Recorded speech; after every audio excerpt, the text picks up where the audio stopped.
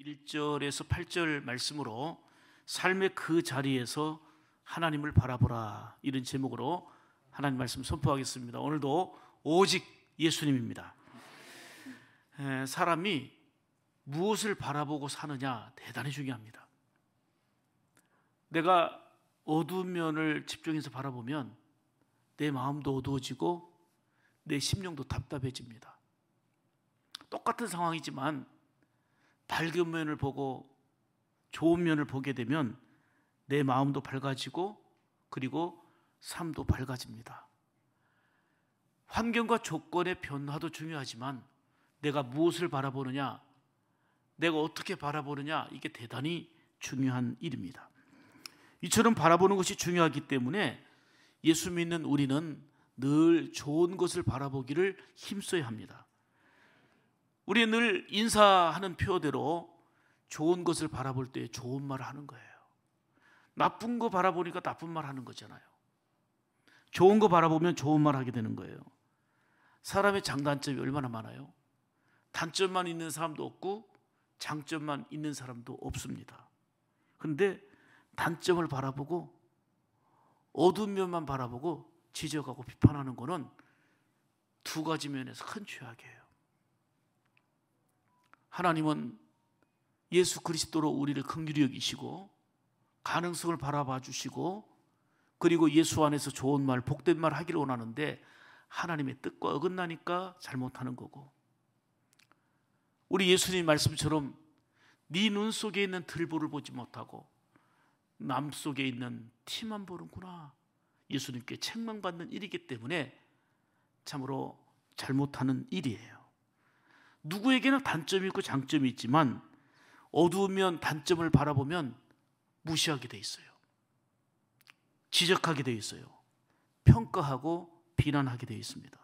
그러나 예수님 안에서 가능성을 바라보고 사랑의 마음으로 볼 때에 그 속에 격려가 나오고 축복이 나오고 희망의 말을 하게 되는 것이고, 무엇보다도 주님이 원하는 사람이 되어 가는 겁니다.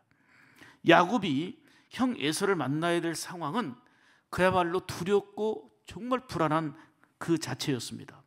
창세기 33장을 보면 야곱은 에서를 만나게 해야 되겠는데 400명의 장정을 거느리고 오고 있는 모습을 보게 되었어요. 상당한 세월이 지났지만 지금 보복하려고 하는, 그리고 원수를 갚으려고 하는 그러한 마음이 그대로 불타오르는 모습을 볼 때에 얼마나 불안하고 얼마나 걱정이 되고 염려가 되었겠습니까? 전날에 밤새도록 하나님과 씨름하여 기도로 부르짖기도 했습니다. 그런데 막상 형 에서와 만날 상황이 되니까 얼마나 두렵고 걱정으로 가득한 순간이었겠습니까? 야곱은 온 가족들을 뒤로 한 채 혼자 앞으로 나가서 에서에게 가까이 가서 몸을 7번 땅에 굽히며 인사했습니다. 놀라운 일이 벌어졌어요. 에서가 달려오더니 동생 야곱을 맞이하고 껴안고 울면서 그야말로 감동의 상봉 장면이 되고 만 겁니다. 창세기 33장 4절 보실까요? 같이 읽습니다. 시작. 에서가 달려와서 그를 맞이하여 안고 목을 어긋맞추어 그와 입을 맞추고 서로 우니라. 지금 이 상황은 대치 상황이었잖아요. 원수 상황이었잖아요. 400명의 군사를 거느리고 상당한 세월이 흘렀지만 너 두고만 봐라 하고 있었던 상황이었잖아요. 그런데 밤새 하나님께 씨름하며 기도했고, 그리고 형을 향한 마음이 이제 하나님 앞에 상달되면서 놀라운 역전 드라마가 펼쳐진 것입니다. 이때 야곱이 형 에서에게 한 말을 주목해 보십시오. 창세기 33장 10절입니다. 같이 읽습니다. 시작. 내가 형님의 얼굴을 배운즉 하나님의 얼굴을 본 것 같사오며. 아멘. 이게 우리의 고백이 돼야 돼요. 이게 우리 신년 새해를 맞이한 우리의 고백이 되고 인사가 돼야 될 줄 믿습니다. 자, 옆 사람을 보고 인사합니다. 우리 장로님, 권사님, 집사님을 배우니 하나님의 얼굴을 본 것 같이 기쁘고 좋습니다. 시작. 아멘. 여러분, 1년 동안 이렇게 서로 관계 속에서 맞이하는데 뭐가 문제가 되겠어요? 원수 보듯이 하고 마귀 보듯이 하니까 문제가 되는 거지. 와, 집사님 얼굴 보니까 하나님 얼굴 뵙는 것처럼 기쁘고 좋습니다. 우리 장로님 얼굴 보니까 하나님 얼굴 뵙는 것처럼 기쁘고 좋습니다. 이게 고백이 되고 실천이 되어지기를 축복합니다. 야곱은 두렵고 힘든 상황 속에서 하나님을 바라보며 엎드려 기도했습니다. 그리고 믿음으로 나갈 때에 놀라운 역사를 하나님이 하신 것입니다. 우리에게도 신년 새해를 맞이했지만 희망찬 계획을 가지고 나가고 있지만 두려움과 무거움과 그리고 여전히 낙심할 수밖에 없는 그런 상황들이 끊임없이 밀려오는 것을 경험하게 될 것입니다. 그럴 때마다 삶의 자리에서 하나님을 집중하여 바라보시기를 축복합니다. 철저하게 하나님을 의지하며 부르짖어야 합니다. 두려움이 되는 그 문제만을 크게 보지 말고 염려되는 그 염려의 문제를 크게 바라보면 그 염려의 늪에 빠질 거거든요. 오히려 두려움 속에 더 헤매게 될 거거든요. 그래서 성경은 주를 앙망하는 자에게 새 힘을 주신다 말씀하셨습니다. 그러므로 항상 우리는 문제와 어떤 상황보다 크신 주님을 더욱더 집중하여 바라보는 신앙의 훈련이 필요하고 그런 삶의 태도가 필요한 것입니다. 오늘의 상황을 보십시오.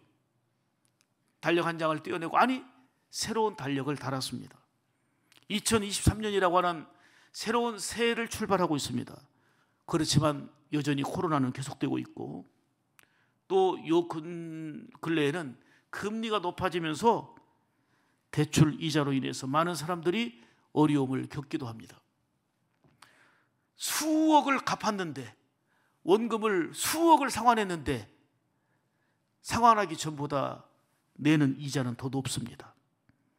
이렇게 여러 가지 새해를 맞이했어도 고물가, 고금리, 고환율이라고 하는 벽에 막혀서 염려와 여전히 걱정 속에 살아가는 성도들이 많이 있습니다. 이렇게 어렵고 힘든 상황 속에 낙심에 빠져서 자기를 포기하며 극단적인 선택을 한 사람은 3.6배나 더해지고 있다고 합니다. 여러분, 낙심한다고 문제가 해결되는 게 아닙니다. 염려한다고 문제가 풀어지는 거 아닙니다. 예수 믿는 우리에게도 힘들고 어려운 상황이 전개될 수 있지만 오늘 성경을 통해서 우리가 분명히 깨닫는 것은 더욱더 주님을 깊이 바라보며 앙망하는 그 지혜와 믿음이 있기를 간절히 축복합니다. 이것이 바로 믿음을 가진 성도의 모습입니다. 오늘 본문을 보면 다윗은 하나님의 사람입니다. 하나님이 인정하는 사람입니다. 그런데 그에게는 끊임없는 고통과 어려움과 위험이 따르고 있습니다. 다윗은 이스라엘 군인들과 모든 사람들이 두려워 떨고 있는 블레셋의 골리앗 앞에 당당히 나가서 물리쳐 이긴 사람입니다. 나라의 1등 공신이 되었고 백성들의 인기를 한 몸에 받았습니다. 사울왕은 자기 딸을 주어서 다윗을 사위로 삼았습니다. 그런데 문제는 사울왕의 귀에 들리는 소리가 문제였습니다. 사람들이 여기저기서 노래하는데 다윗만 높이는 거예요. 왕은 자기인데 사위인 다윗만 높이는 거예요. 다윗은 만만이요, 사울은 천천히라고. 여러분, 칭찬도 잘해야 됩니다. 그 사람을 인정해주고 잘하고 있는 점을 박수 쳐주는 거 대단히 필요하고 중요한 건데 왜 칭찬하면서 남을 비교합니까? 왜 칭찬하면서 남을 깎아내립니까? 이 사람을 칭찬하면서 누군가를 깎아내리고 비난하고 비하하는 거, 이거는 정말 잘못된 얘기입니다. 다윗만 칭찬해도 좋은데 왜 사울을 깎아내립니까? 물론 사울이 그래도 이렇게 미움과 질투로 물들면 안 되지만 이 칭찬도 정말 잘해야 된다는 걸 깨닫게 돼요. 사울은 사위인 다윗을 미워하고 질투하면서 이제 죽이려고 계획을 세웁니다. 문제는 사울이 지금 왕입니다. 초대 임금입니다. 많은 걸 가지고 있습니다. 자기가 가지고 있는 것이 풍성하고 넉넉합니다. 그런데 넉넉하고 풍성한 그걸 보지 않고 사람들이 지금 다윗에게 집중하고 있다는 그것만 크게 보면서 시기에 덫에 걸렸습니다. 질투에 덫에 걸리고 말았습니다.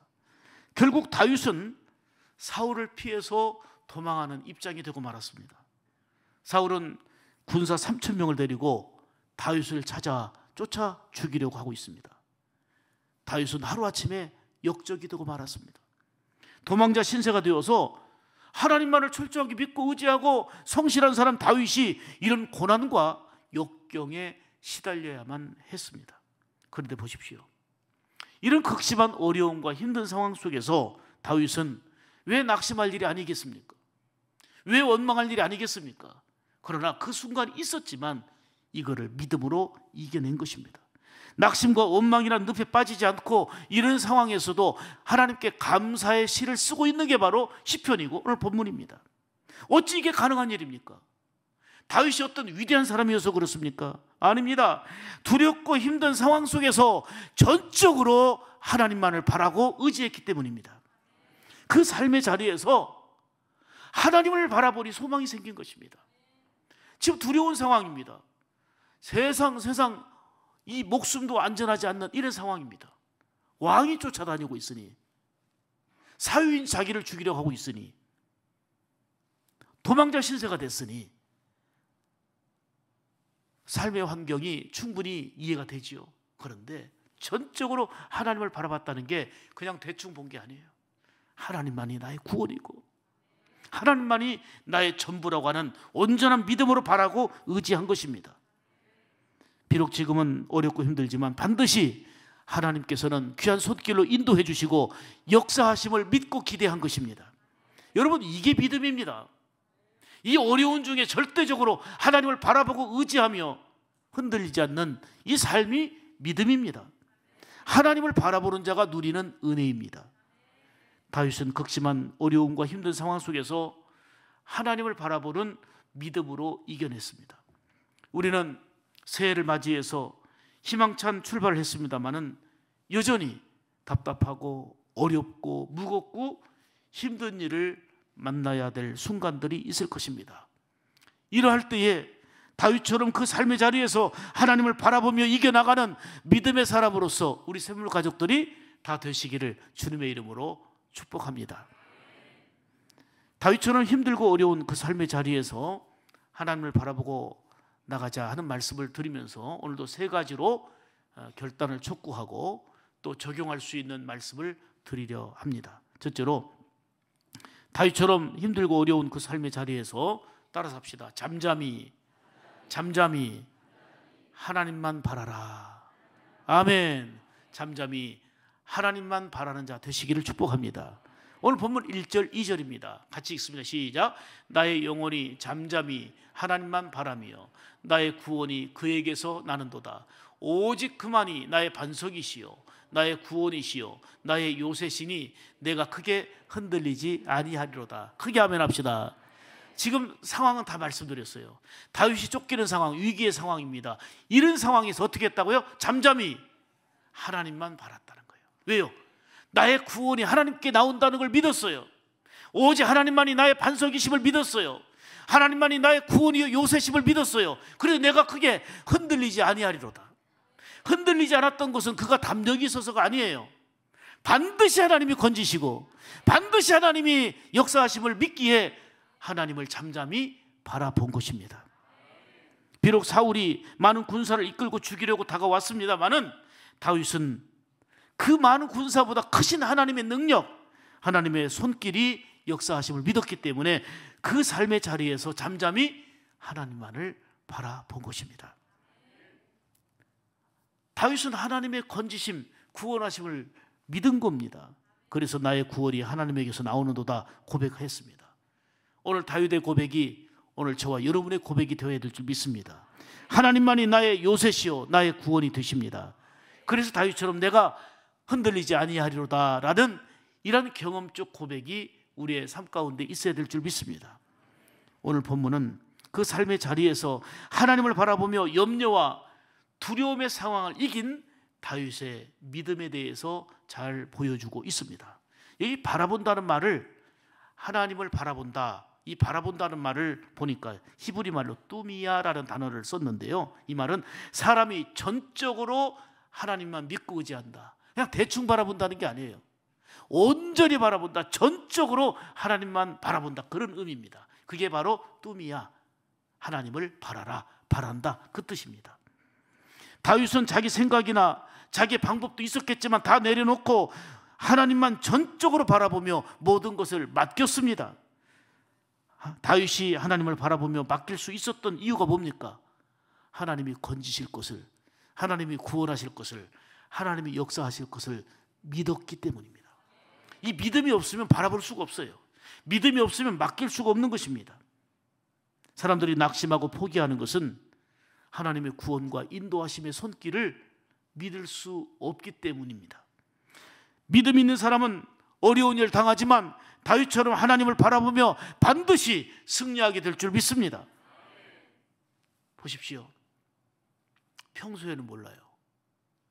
내가 기도하지 않고 살아도, 별로 하나님 의지하지 않고 살아도 모든 일들이 그냥 잘 지내지고 잘 돌아가니까 평소에는 몰라요. 그게 다 은혜인데, 하나님의 섭리와 은혜인데, 평소는 그냥 내 계획대로 살아가고 내 경험한 대로 살아가고 내 힘대로 살아가도 되는 걸로 그냥 뭐 별일 없으리라 생각합니다. 그런데 어렵고 힘든 상황을 만나면 이제는 어찌할 수가 없어요. 왜요? 내 경험으로 안 되거든. 내 지식으로 안 되거든. 내가 쌓아놓은 돈 갖고 안 되거든. 낙심하며 절망하며 넘어지는 경우가 많습니다. 왜요? 하나님의 구원의 손길, 하나님의 건지심의 손길을 믿지 못하기 까닭입니다. 사랑하는 여러분, 어떤 상황에서도 사랑의 눈으로 우리를 바라보시고 인자한 귀로서 우리의 간구에 귀를 기울이시는 하나님을 믿으시기를 바랍니다. 다윗처럼 하나님을 바라보는 그런 믿음의 사람이 되기를 주의 이름으로 축복합니다. 하나님 사랑의 눈으로 우리를 어느 때나 바라보시고 하나님 인자한 귀로서 언제나 너에게 기울이시. 아멘, 아멘. 어둠에 밝은 빛을 비춰주시고 너의 작은 신음에도 응답하시니 너는 어느 곳에 있든지 주만 향하고 주만 바라볼지라. 주만 바라볼지라.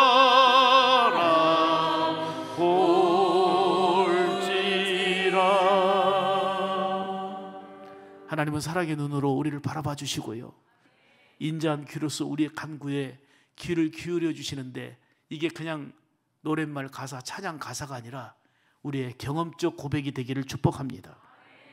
세계 제2차 대전 때 유대인들이 600만 명이나 학살당하는, 독일의 히틀러에게 끔찍하게 학살당하는 아픔이 있었습니다.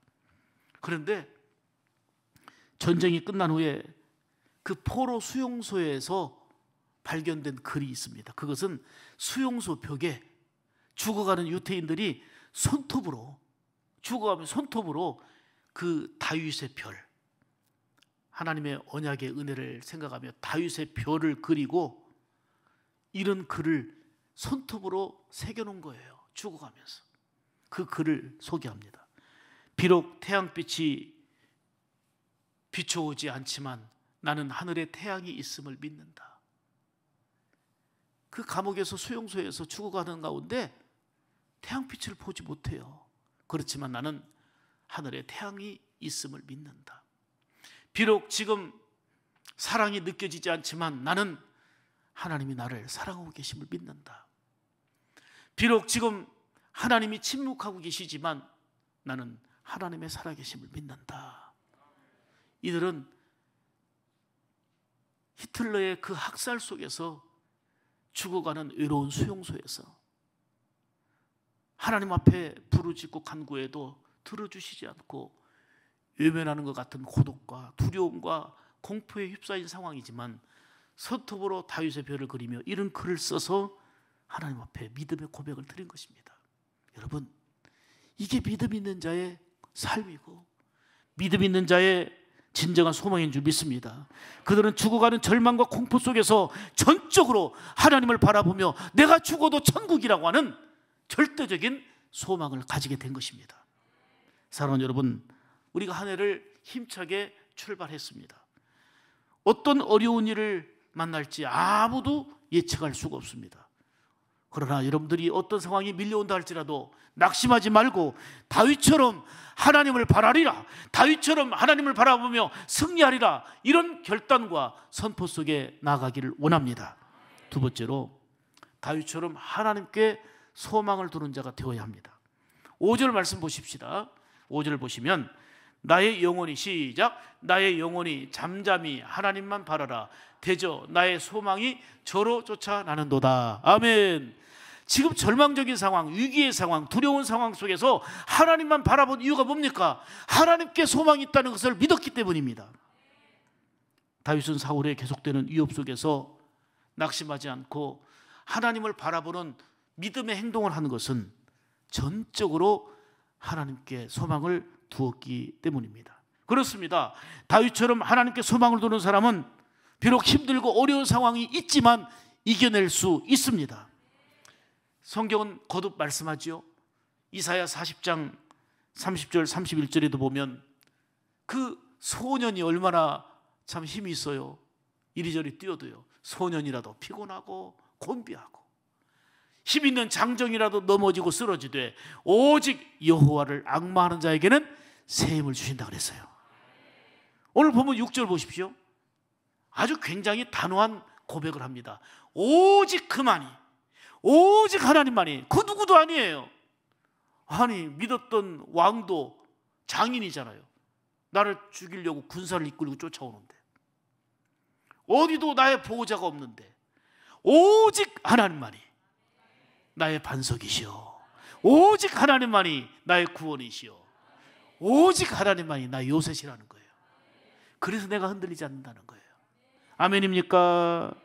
여기서 흔들어대고 저기서 흔들어대도 상황 놓고 보면 위기예요. 힘들어요. 낙심하고 절망할 수밖에 없어요. 그런데 다윗의 하나님이 우리 하나님인 줄 믿습니다. 다윗처럼 오직 하나님만이 나의 반석이시오, 나의 요새시오, 나의 구원이심을 믿을 때에 우리 역시 흔들리지 않게 될 줄 믿습니다. 특히 오늘 본문 2절과 6절에서 보면 반복적으로 똑같이 강조합니다. 오직 하나님만이 반석이요 구원이시요 요새가 되시기 때문에 내가 이런 상황 속에서도 흔들리지 않을 수 있다라고 고백한 것입니다.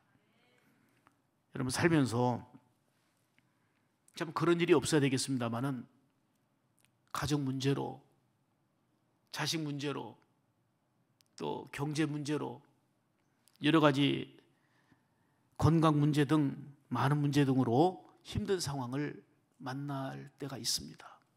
지금 그러한 힘든 상황을 겪고 계신 분도 계십니다. 사랑하는 여러분, 이 시간 이 말씀이 여러분들에게 생명의 양식되어서 아무리 어렵고 힘들어도 다윗처럼 하나님께 절대적으로 소망을 두는 자 되시길 바랍니다. 절대적인 소망이라는 게 뭐예요? 오직 그만이, 오직 하나님만이.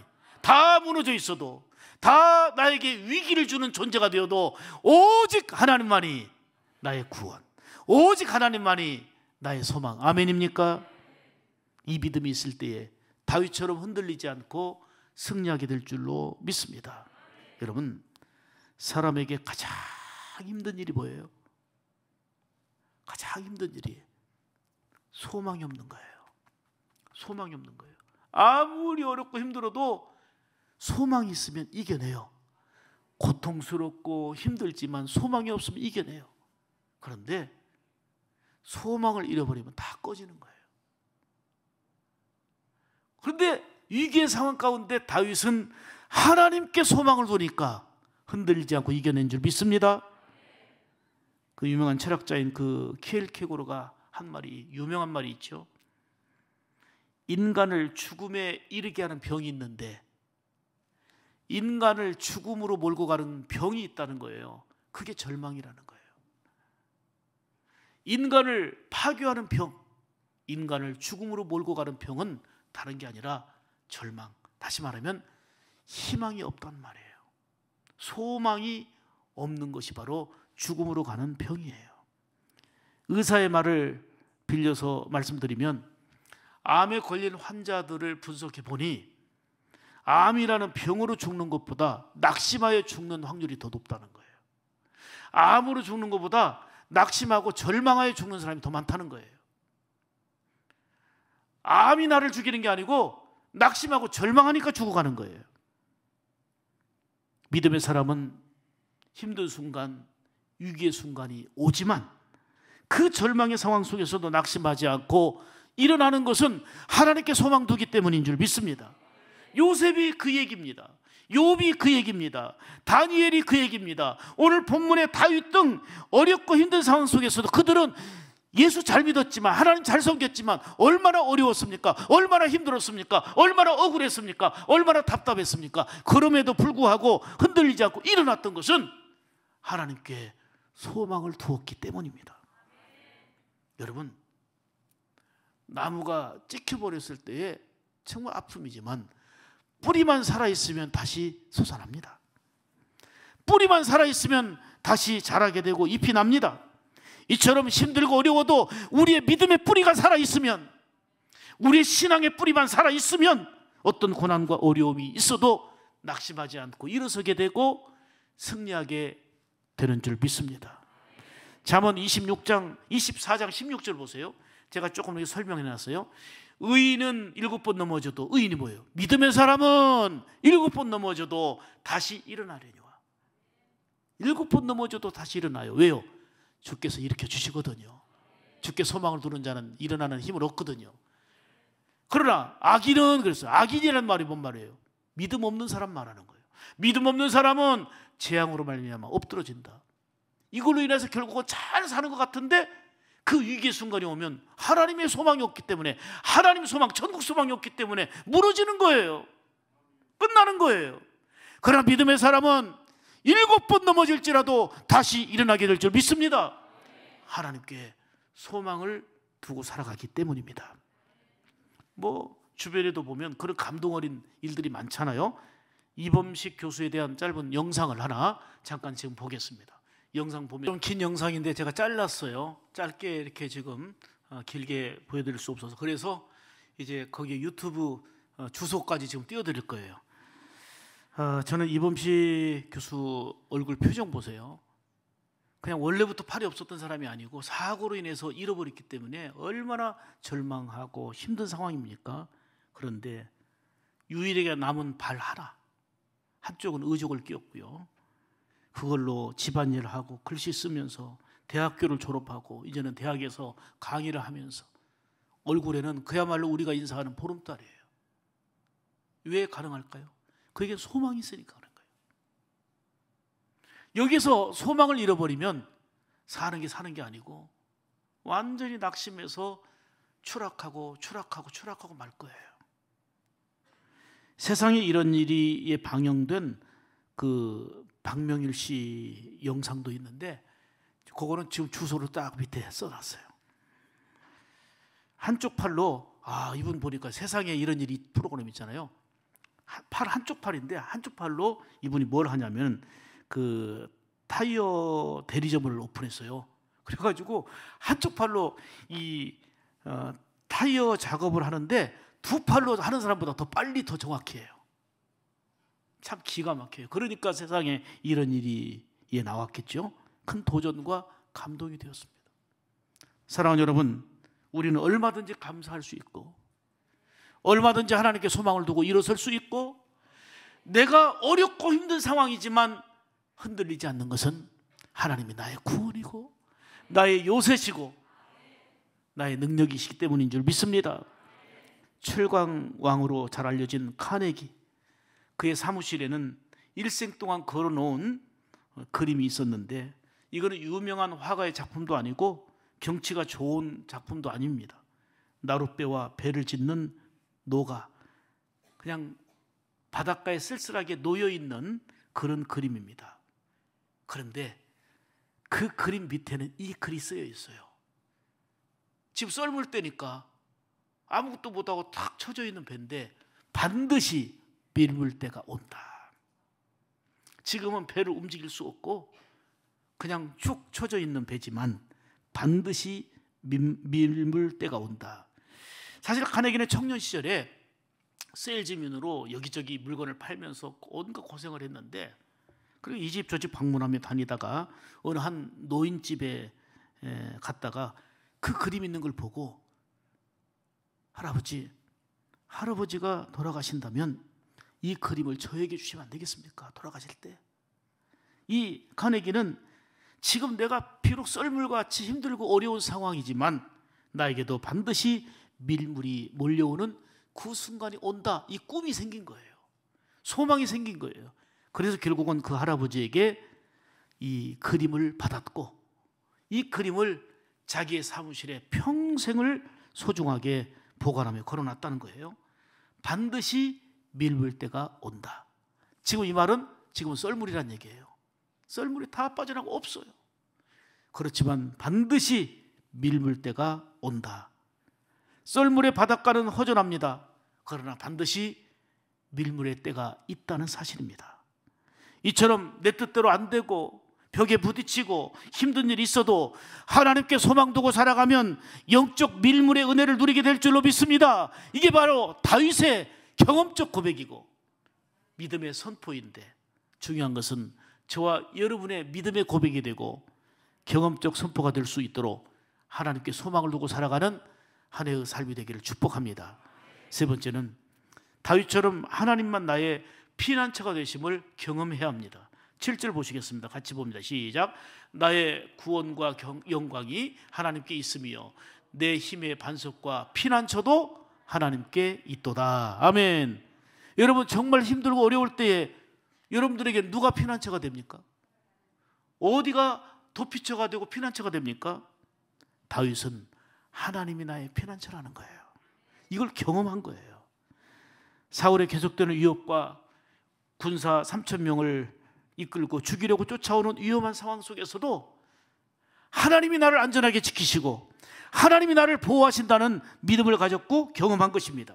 이를 경험한 다윗은 하나님이 나의 보호자요, 하나님이 나의 피난처라고 고백하며 찬송한 것입니다. 시편 18편 1절 2절의 말씀을 잘 아시죠? 나의 힘이 되신 여호와여, 내가 주를 사랑하나이다. 여호와는 나의 반석이시요 나의 요새시요 나를 건지시는 하나님이시라고 고백하는 것입니다. 다윗은 위기의 때에 하나님이 나의 힘이 되시고 방패가 되시고 나를 건지시고 나의 피난처가 되심을 체험으로 고백했습니다. 시편 46편 1절에도 하나님은 우리의 피난처시요 힘이시니 환난 중에 만날 큰 도움이시라. 저는 반복적으로 설명합니다. 고백합니다. 다윗의 이 고백이 오늘 저와 여러분의 삶의 고백이 되기를 축복합니다. 구약에 보면 6개의 도피성이 있었습니다. 도피성. 부지 중에 살인한 자들이 그 도피성으로 들어가면 누구도 손댈 수 없는 보호하는 제도입니다. 저는 확신 가운데 다윗처럼 믿음으로 고백합니다. 우리의 진정한 피난처는 우리 하나님의 품입니다. 아무리 힘들고 어려워도 낭망하지 말고 하나님께 피하면 거기에 위로가 있습니다. 여기에 안전이 있습니다. 여기에 보호하심이 있습니다. 다시금 승리의 은혜를 주실 것입니다. 평소 때는 모릅니다. 평소 때는 잘 몰라요. 내 힘과 경제력으로도 내 건강으로도 충분히 살 것 같은 그러한 생각으로 살기 때문입니다.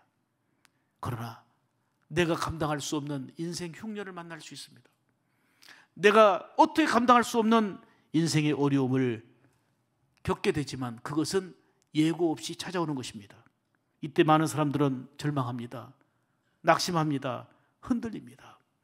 술이나 쾌락과 세상의 방법으로 도피처를 찾아보려고 합니다. 사랑하는 여러분, 저와 여러분에게는 영원한 피난처가 있습니다. 바로 하나님이십니다. 하나님만이 나의 피난처 되심을 다윗처럼 고백하며 사시기를 축복합니다. 오늘 8절 말씀 보십시오. 8절 보시면 백성들아 시시로 저를 의지하고, 가끔 의지하는 게 아니라 시시로 의지하라는 거예요. 그 앞에 마음을 토하라. 하나님께 토하라는 거예요. 하나님은 우리의 피난처가 되신다는 것입니다. 믿으십니까? 다윗처럼 압박과 고난 속에서 하나님이 피난처 되심을 경험하는 은혜가 있기를 축복합니다.